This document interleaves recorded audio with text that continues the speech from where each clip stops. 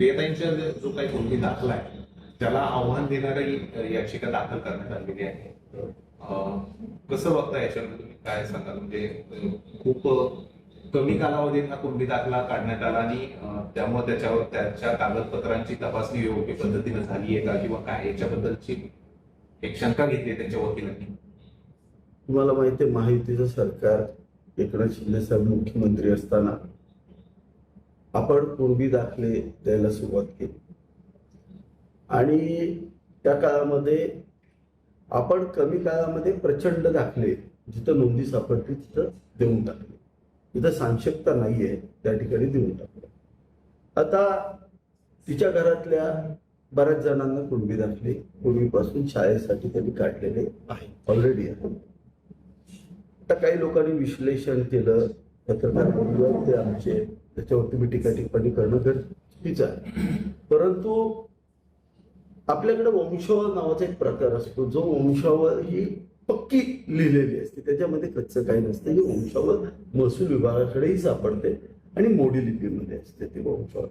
आज मोडीचे लोक ट्रान्सलेशन करून जे लिगल वंशावळ दिली त्याच्यामध्ये जर तुम्ही पाहिलं असेल, बाबाजी केरलाजी बर्गे हे साधारणतः 1812 साली जन्मलेलं व्यक्तिमत्व, हे या घराण्याचं मूळ पुरुष. ही नोंद आता आपल्याकडे 1812 साली जन्मले. थोडं मोठे 1812 साली बाबाजी केरलाजी बर्गे हे त्या ठिकाणी जन्मले. हे खापर खापर कोणजोबा, हे प्रियाचे खापर खापर कोणजोबा. 1812ची पहिली नोंद आपल्याला त्या ठिकाणी सापडते. ते 60व्या वर्षी गेले, म्हणजे किती साली गेले? 1872ला. आणि त्यांच्या मृत्यूची नोंद क्लिअर लिहिलेली आहे की ते महामारीमध्ये गेले अशी नोंद लिहिली आहे. त्यांना 2 मुलं त्यांनी सांगितले, त्यामध्ये श्रीपती बाबाजी बर्गे आणि गोविंदा बाबाजी बर्गे अशी 2 मुलं त्यांना होती. आता एका पत्रकाराने सांगितलं की गोविंदा बाबाजी बर्गे हे 2 वर्षाचे असताना गेले. हे चुकीचं आहे. मोडी जर त्यांना येत असेल तरीही माझ्याजवळ यावर मीडिया ट्रायल घेणं हे चुकीचं आहे. ऍक्च्युली आम्ही मीडियात बोललंच नाही पाहिजे. परंतु गोविंदा बाबाजी बर्गे हे त्यांचा मुलगा 2 वर्षाचा मेला अशी नोंद आहे. ते मेले असं नाही, त्यांचा मुलगा गोविंदा बाबाजी बर्गेंचा 2 वर्षाचा मुलगा हा गेला अशी नोंद आहे. तर गोविंदा बाबाजी बर्गेंना 2 मुलं आहेत. गोविंदा बाबाजी बर्गेंना चा मृत्यू 1878 झाला.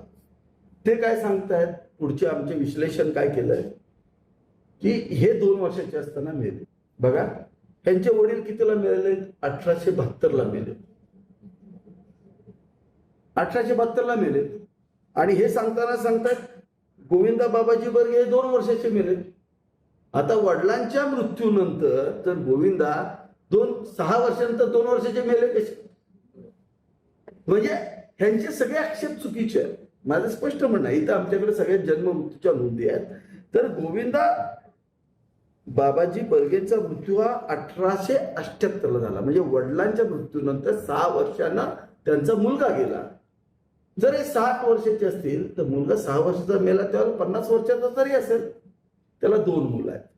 त्यामध्ये बाळा गोविंदा बर्गे आणि कोंडी गोविंदा बर्गे यांच्या जन्माच्याही नोंदी आहेत आणि त्यांच्या नोंदी कुणबी म्हणून आहेत. लक्षात आलं का? क्लिअरली कुणबी म्हणून त्या ठिकाणी नोंदी आहेत. हे एक झालं.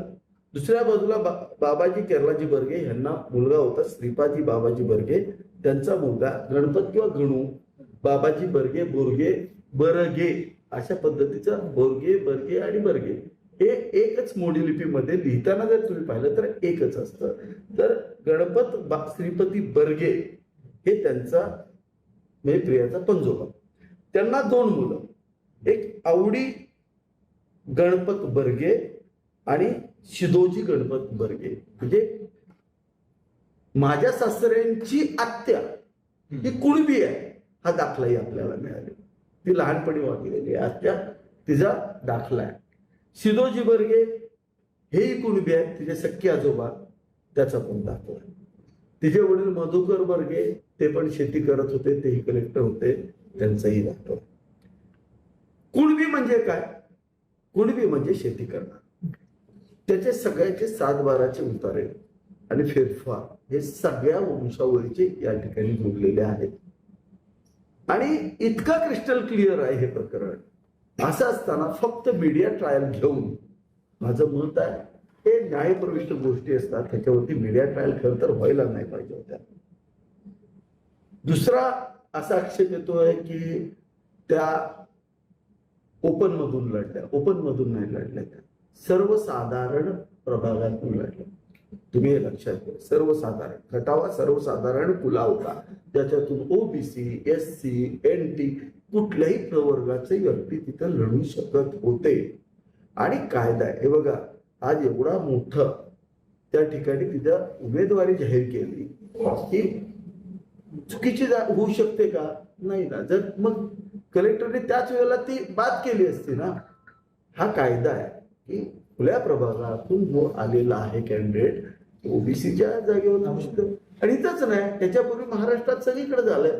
म्हणजे ज्या ठिकाणी आमचं घडलं ते चुकीचं आणि त्यांचं घडलं ते योग्य हे बोलणं चुकीचं आहे. हे दुसरा मुद्दा.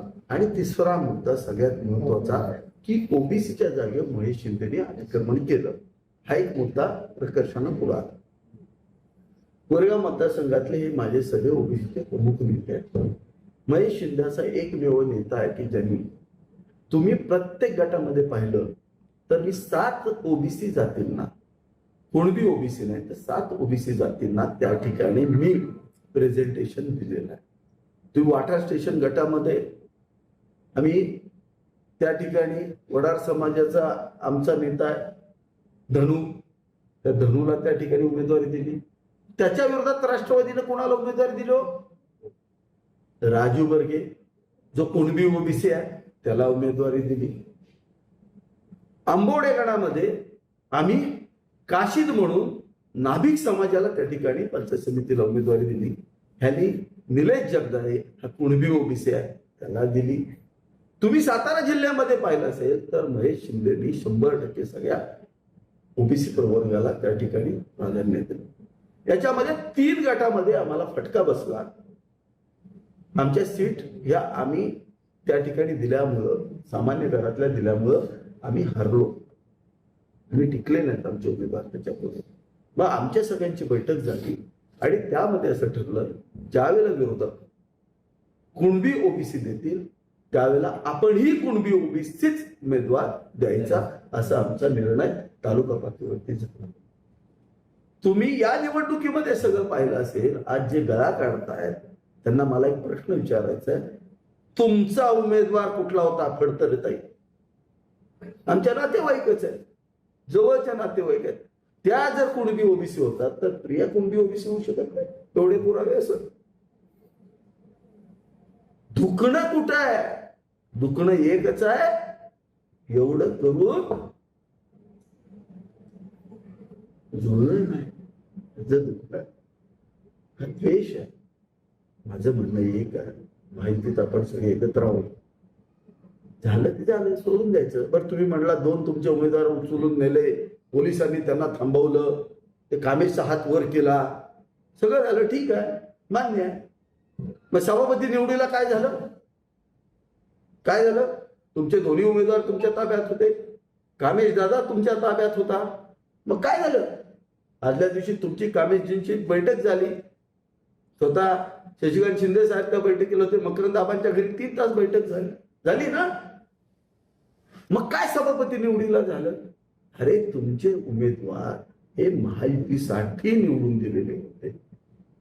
तुम्ही ज्या वेळेला महाविकास आघाडी बरोबर जाणार, मी पहिल्याही प्रेसमध्ये सांगितलं होतं, 5 सदस्य हे राष्ट्रवादीचे, ज्यांना हे महाविकास आघाडी बरोबर जाणं पटत नव्हतं. शशिकांत शिंदे साहेबांच्या बरोबर माझे शशिकांत शिंदेचे काय याच्यावरची दुश्मनी नाही, बांधावची नाही आहे, पण हे राजकीय आम्ही एकमेकाच्या विचारांचे शत्रू आहोत. वैयक्तिक काय नाही माझं.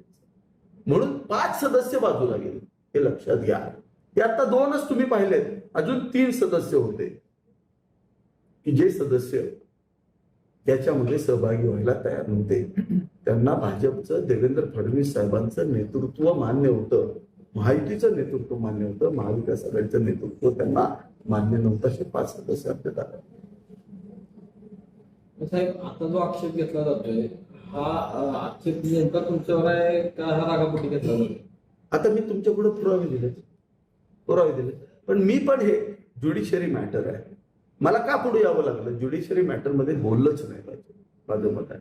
ज्युडिशरी मॅटरमध्ये मीडिया ट्रायलच्या घेतल्या जातात, वकील काही देऊन किंवा काही तथाकथित जे आहेत लोक काही की जे स्वतःला चाणक्य समजतात, त्यांनी चुकीचं वागू नये. तुम्हाला ज्या भूमिका मांडायच्या त्या सक्षम प्राधिकरणाच्या पुढे मांडल्या पाहिजे. आम्ही आमचं दिलं. आज सक्षम प्राधिकरणाचा एखादा अधिकारी एखाद्या जातीचं सर्टिफिकेट देऊ शकतो, तो असा देईल का? कधीच देईल. त्याला ठाम पुरावे मिळाल्याशिवाय देऊ शकत. आणि हे सगळे ठाम पुरावे आज आमच्याकडे आहेत. त्यामुळे कुणाला काय वाटतं हे देणं घेणं नाहीये. जे झालेलं आहे ते झालेलं आहे आणि ते योग्य झालेलं आहे. साहेब, आरोपपत्र जात प्रमाणपत्र आहे असा आरोप होतोय की ज्या दिवशी निवड होती त्या दिवशी सकाळी 10 वाजता ते मिळाले गेले. त्यानंतर आढळलं, कारण 3 दिवस अगोदर म्हणजे भाजपचा अध्यक्ष होईल का नाही अशी परिस्थिती आणि त्यात तुमच्या प्रियताईंचं होईल का नाही हे कुठंच नाव नव्हतं. पण 2 दिवसात मी मला अधिकाऱ्यांना आदेश देऊन अशी गडबडी मला केली. जबाबदारीने सांगतो, 15 दिवस आधी तिने आमच्या एका गोष्टीसाठी तिने अर्ज करून ठेवलेला होता. 15 दिवस आधीचा अर्ज आहे, त्या दिवशीचा नाही, 15 दिवस आधीचा अर्ज आहे. हा प्रोसेस आता तिथं लागायचं म्हणल्या म्हणूनच गेल्या. आदल्या दिवशीपर्यंत आम्हालाही माहित नव्हतं की ते आमची उमेदवारी होईल. आम्ही महायुती म्हणूनच त्यांच्या बरोबर गेलो. मी जबाबदारीनं बोलतो. आणि तो बॅकअपला म्हणून हे सर्टिफिकेट काढून ठेवा म्हणून आदेश दिला. न्यायप्रविष्ट बाब आहे. कोणत्या न्यायालयात कुणी याचिका दाखल केली, त्या याचिकेचा नंबर मिळेल काय? आता हे आम्हालाच माहित नाही, फक्त हे मीडियातच चालू आहे. साहेब, महायुतीमध्ये आता तुम्ही बघितलं, गुवाहाटीला गेलो, किती अर्ज आपट केली, अजून आम्हाला ते अपात्र ठरवते. किती वर्ष झाली? अरे ग्रामपंचायतीच्या सदस्याला 10 वर्ष अपात्र होत नाही. हित लेखानं तुम्ही आमदारला अपात्र करायचा प्रयत्न केला, त्यावेळेला पण मी सांगितलं होतं आम्ही अपात्र होऊ शकत नाही. सांगितलं होतं का नाही? अजून झाले का अपात्र? का सदस्य अपात्र होत नाही, जिल्हा परिषद अध्यक्ष अपात्र करायला चाललाय. किती बोंगाडी असतील त्याचे हे जिवंत उदाहरण आहे. पण साहेब, आता आतापर्यंत तुम्ही आता हे डिफेन्सिव्ह चाललाय सगळं या प्रक्रियेमध्ये, तुम्ही असं डिफेन्स राहणार का? याच्या पुढे तुम्ही कोर्टात जाणार आहे, तुम्हीही परत काय पुढे कायदेशीर लढाई लढणार आहे असं? थोडक्यात त्याचा एंड कधी पण होईल का 5 वर्षात सुरू होईल? माझं म्हणणं एकच आहे,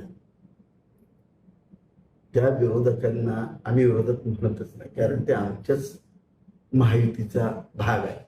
परंतु महाविकास आघाडीच्या काही नेत्यांच्या षडयंत्राला ते बळी पडलेले आहे. आता थोड्या दिवसानं ते येतील ना जवळ. कशाला जास्त त्रास करून यायचा? तोडातोडी नाही झाली पाहिजे. पुढे आम्हाला आता खासदारकी लढायचे. उद्या सकाळी समजा पालकमंत्र्यांना जर खासदारकीचं तिकीट दिलं फडणवीस साहेबांनी, जया भाऊ, आमचे स्वतः शिवेंद्र बाबा, आम्ही सगळे काम करणार ना. पक्षानं वर्ण जर समजा वाटपातच तिकीट जर शिवसेनेला गेलं इथलं आणि पालकमंत्र्यांनी दिलं तर आम्हाला काम करावं लागलं माहिती म्हणून. हे तुम्ही हे लक्षात घ्या. आम्हाला काही हे तोडायचं नाही, आम्हाला प्रेमानं पुढे जायचं. आता ते थोडा राग थोडे दिवस राहणार आहे. पण या पाठीमागं कोण आहे असं मिठाचा खडा सांगितलेला आहे तुम्हाला. नाही का? तो खडाच तेवढा बघा बाजूला ठेवा. साहेब, महायुती म्हणून तुम्ही म्हणताय, बरोबर आहे आम्ही. तर तुमचे जे काय जी प्रक्रिया झाली आता निवडणुकीची, तर त्याच्यामध्ये शंभूराज यांनी असं म्हटलेलं आहे पालकमंत्र्यांनी की तो काही रिपोर्ट आहे तो मी वरती मुख्यमंत्री, माजी मुख्यमंत्री आपल्या एकनाथ शिंदे साहेबांना पाठवलेला आहे. तुमच्या विरोधातली भूमिका आहे? नाही, तसं काही नाही. पहिल्यांदा मी क्लिअर करू इच्छितो, मी स्वतः अधिवेशनाच्या दरम्यान मला शंभूराज देसाईंनी ह्या निवडीच्या आधी 7 दिवस आधी त्यांनी मला बोलवून घेतलं होतं. मी त्यांना समोर स्पष्ट भाषेत एकनाथ शिंदे साहेबांनाही सांगितलं होतं, साहेब तुम्हाला वाटतंय अशी परिस्थिती नाही. निवडून आलेल्या सदस्यांच्या भावना महायुतीच्या बरोबरच्या, महाविकास आघाडीच्या बरोबरच्या नाही. तुम्हाला चुकीचं ब्रीफिंग केलं जातंय हे मी सन्माननीय पालकमंत्र्यांच्या समोर सांगितलेलं होतं. मी अजिबात कुणालाही अंधारात ठेवलं नाही. पहिली गोष्ट लक्षात ठेवा, माझी भूमिका पहिल्या दिवसापासून स्पष्ट होते. जर आमची युती राष्ट्रवादी अजित पवार गटाबरोबर इलेक्शनच्या आधी झाली असती, मी जबाबदारीने सांगतो आत्ता आम्ही याच अलायन्स बरोबर आलो असतो. जर त्यांनी महाविकास आघाडी बरोबर गेले नसते तर. पण फक्त कोरेगावपुरतीच महायुती झाली होती, बाकी जिल्ह्यात तशी महायुती कुठेही झाली, फलटणमध्ये एक झाली होती, अशा पद्धतीचं चित्र आहे. पण कोरेगाव पुरतच मर्यादित विचार केला तर पक्षानं जर व्हीप बजावला होता किंवा पक्षानं काहीतरी भूमिका घेतली होती तर त्या भूमिकेसोबत तुम्ही का नाही? माझं स्पष्ट मत आहे, आमचं निवडणूक पूर्व युतीच्या माध्यमातून झाली होती. आज आमचे उमेदवार हे जे महाविकास आघाडीचे उमेदवार आहेत त्यांच्या विरोधात निवडून आलेले आहेत आणि पुन्हा फिरून त्यांच्याकडे जाण्याची आमची सुतराम शक्यता नव्हती. आणि ते पक्षश्रेष्ठींना मी स्पष्ट भाषेत सांगतो. मगाशी तुम्ही म्हणाल्याप्रमाणे तुमच्या विरोधातला एक प्रस्ताव पालकमंत्र्यांकडनं पक्षांकडे पक्षश्रेष्ठींकडे गेलाय, अशा पद्धतीच्या बातम्या आहेत किंवा तशा पद्धतीची माहिती पुढे येते की तुम्ही ज्या पद्धतीने या निवडणुकीत वागला आहात किंवा ज्या पद्धतीने तुम्ही भूमिका घेतली ती चुकीची आहे, पक्षाला धरून नव्हती, अशा पद्धतीचा जो रिपोर्ट गेलाय त्याच्याकडे तुम्ही कसं बघताय? हे लई मोठ्या गोष्टी आहेत. फडणवीस साहेब, एकनाथ शिंदे साहेब दोघं सख्खे धक्के भावासारखे आहेत, तुम्हाला माहिती आहे. त्यांच्यातला अंडरस्टँडिंग प्रचंड आहे.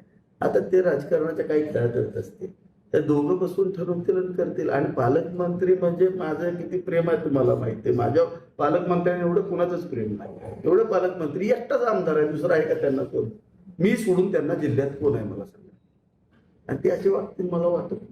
साहेब, परवा डिसेंबरचा कार्यक्रम झाला पाठवला, पालकमंत्र्यांनी तिथे कोयनाजवळून बसवून घेतला. आपण पक्षाचे आमदार आहात शिवसेनेचे, आपण तिथे गेला नाही, त्यामुळे बरीच चर्चा झाली की राग आणखी गेला नाही किंवा पालकमंत्र्यांनी आपल्याला बोलावलं नाही. नाही, तसं काही नाही. मला पालकमंत्र्यांचा निरोप आला होता, मला सगळं आलं होतं, पण मी स्वतः बाहेर होतो. माझ्याकडे कारखाना काढायचा चाललाय मतदारसंघामध्ये, त्या संदर्भाच्या कामासाठी मी बाहेर होतो आणि मी तसं करतो. साहेब, चर्चा आहेत अशा या सगळ्या गोष्टींनंतर शशिकांत शिंदे शिवसेनेच्या वाटेवर आहेत, अशा प्रकारची चर्चा चालू आहे. अरे स्वागत आहे. मी तर त्यांना भाजपमध्ये पण घ्या म्हणून सांगितलेलं आहे. अरे माहितीमध्ये ते आले पाहिजेत, त्यांनी सांगायला पाहिजे मोदी साहेब माझे नेते आहेत, फडणवीस साहेब नेते आहेत, एकनाथ शिंदे नेते आहेत, ते मूळचे शिवसैनिकच आहेत, हेच मी सांगायचा प्रयत्न करतो. तिकडं कशाला थांबलेत? त्यांनी इकडे आलं पाहिजे. मी स्वागत करणार पहिलं त्यांचं. महायुतीमध्ये पहिलं स्वागत, शिवसेनेमध्ये पहिला हार मी त्यांना घालणार, त्यांच्यासाठी वाटेल ते करणार. तुमचे दोन सदस्य कोरेगावचे शिवसेनेचे, त्यांनी देखील बीडचं उल्लंघन केल्यामुळे त्यांच्यावर अपत्याची कुठलं अपत्र विपत्र होत नाही.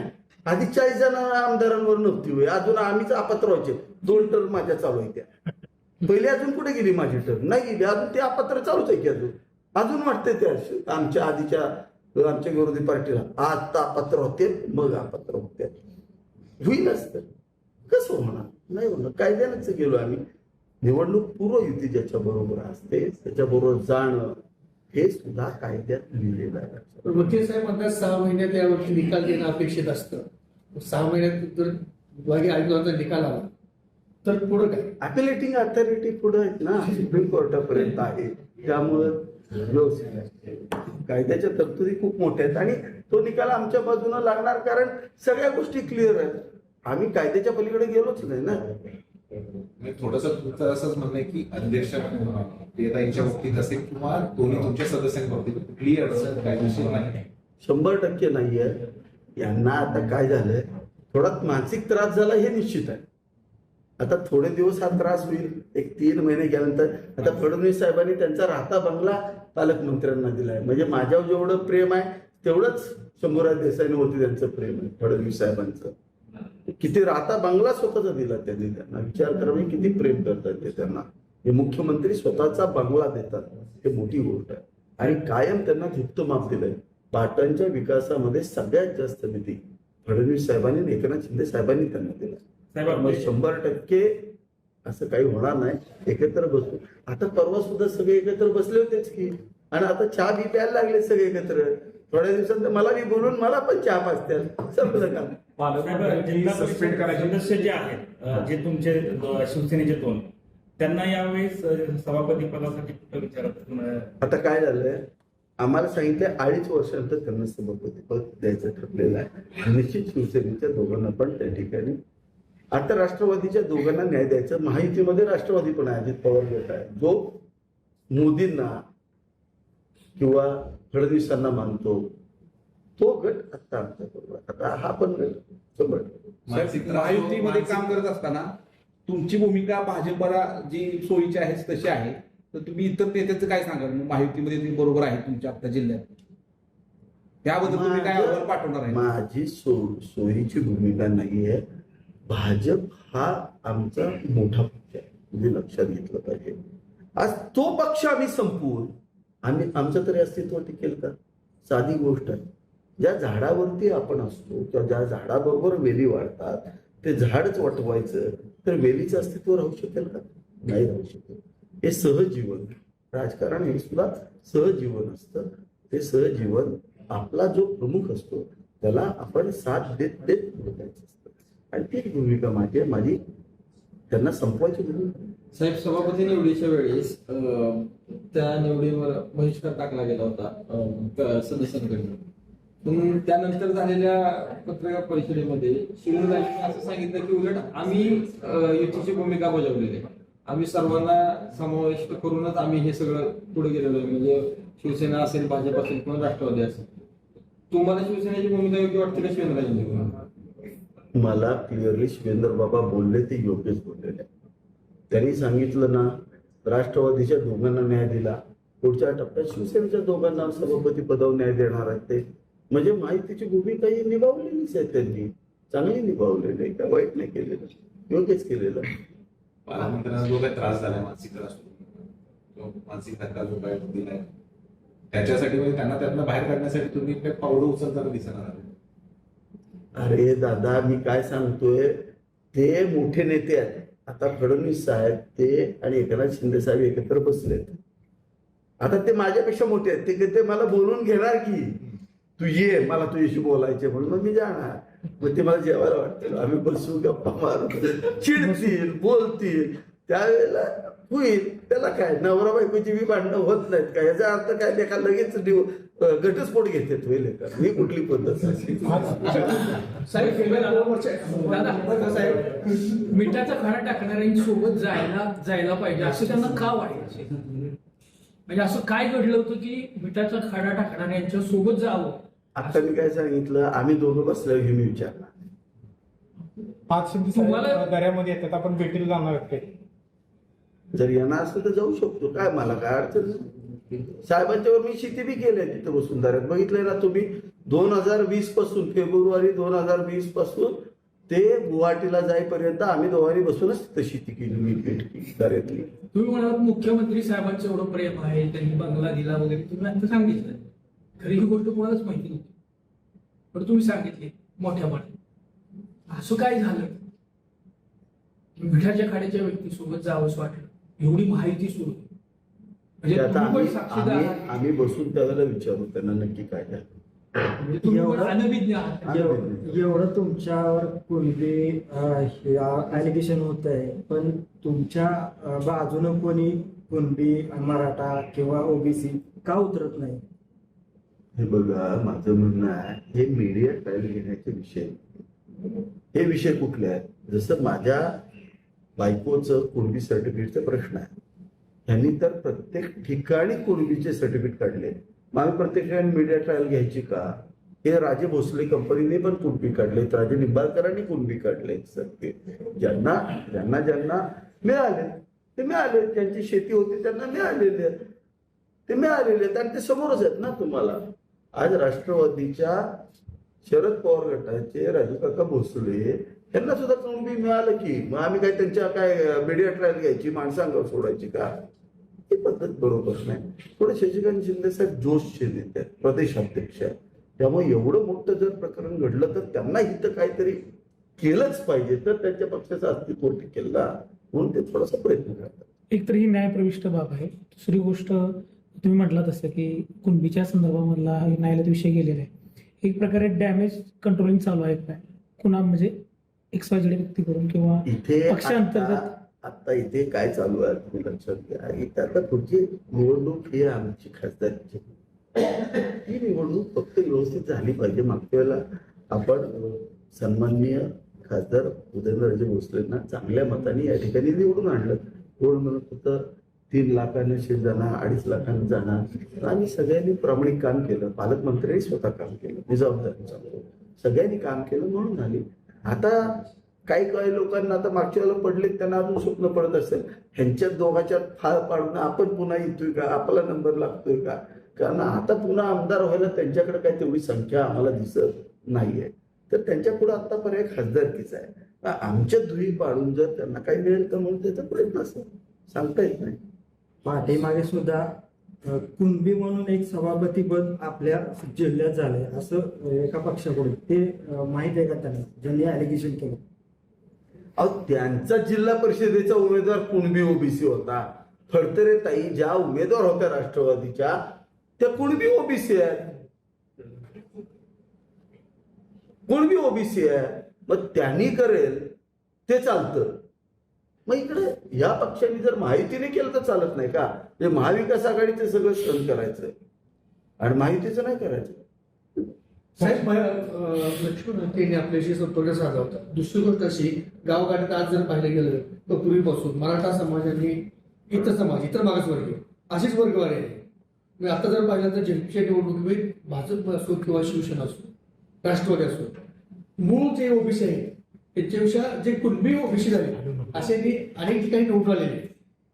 मग आता ह्या मूळ ओबीसीवर आता अध्यक्षपद प्रियताईंना मिळालं असलं तरी मूळ ओबीसीवर अन्याय झाला नाही का? किंवा ज्या ओबीसी जिथून मूळ ओबीसी निवडून यायला पाहिजे होती त्याच्यावर अन्याय झाला नाही का? माझ्या मतदारसंघामध्ये असा कुठलाही अन्याय झालेला नाही. मी मूळ ओबीसीना म्हणजे पूर्वीचे होते त्यांनाच माझ्या मतदारसंघामध्ये उमेदवाऱ्या दिल्या, ताकद दिली आणि त्यांना निवडून आणण्यासाठी प्रयत्न केला. उलट आमच्या विरोधकांनी अन्याय केला त्या ठिकाणी. नाही, पण जेपी अध्यक्ष मूळ ओबीसी पाहिजेत ना. मूळ ओबीसी कुठेतरी एक पण वातावरण पुढच्यांनी उमेदवारी मूळ ओबीसी दिल्यानंतर हा प्रश्न विचारला असता तर चाललं असतं. त्यांनी कुणबी ओबीसी दिलाय त्यामुळे त्यांना कोणालाही अधिकार येतच नाही विचार. आमचा विषय आहे की मूळ ओबीसी अन्याय होतोय का? आपण एक पत्रकार म्हणून आम्ही तेच विचारतोय. माझं म्हणणं एकच आहे. मी पुन्हा सांगतो, आमच्याकडून कोरेगाव मतदारसंघात जिल्हा परिषद अध्यक्ष पदाबाबत बोलतोय. मी तुम्हाला सांगतो, आमच्याकडून कुठलाही अन्याय ओबीसीवर झाला नाही. त्याच्या उलट जर तुम्ही विचारलं असेल तर कोरेगाव शहरामध्ये 12 जातींना 12 सुंदर जागा देऊन विचारा. एका छत्राखाली 12 जातींना सभागृह बांधून. माझा प्रश्न असा आहे की जिल्हा परिषद अध्यक्ष पदाबाबत मूळ ओबीसीवर अन्याय झालाय का? आता बघा, ओबीसी प्रवर्गासाठी ते खुलं होतं.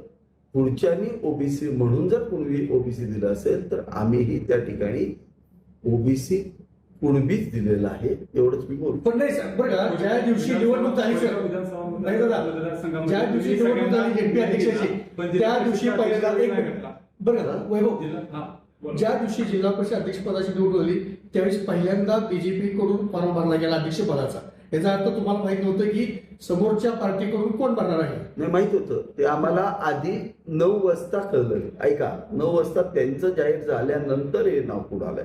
आमचं 10:30 आलं, त्यांचं 9ला बाहेर आलं. मग जबाबदारीनं बोलतो. त्यांचं 9ला आलं, भाजपचं 10:30. 15 दिवस अगोदर दाखला कसा काढला? 15 दिवस आधी ऍप्लिकेशन केलं होतं, ते वेगळ्या कारणासाठी केलं होतं. मी तुम्हाला जबाबदारीने सांगतो. ते कारण सांगायचं असेल तरी ते मी तुम्हाला सांगू शकेन. तिच्या सख्या भावाकडेही त्याच्या मुलाच्या शिक्षणासाठी ओबीसी कुणबी दाखला आहे, सख्या भावाचा.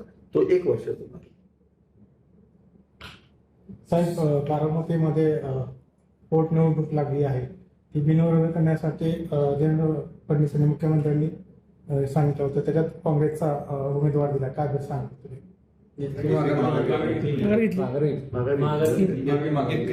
ताईंना सगळ्यांनी एकमुखी पाठिंबा द्यायचा निर्णय घेतला आणि अत्यंत चांगला स्वागतार्ह निर्णय काँग्रेसनेही घेतला. शेवटी बघा, पक्ष आणि इतर गोष्टी सोडून कुठेतरी एक सुसंस्कृतपणा जपण्यासाठी आपल्याला या गोष्टी घडाव्या लागतील.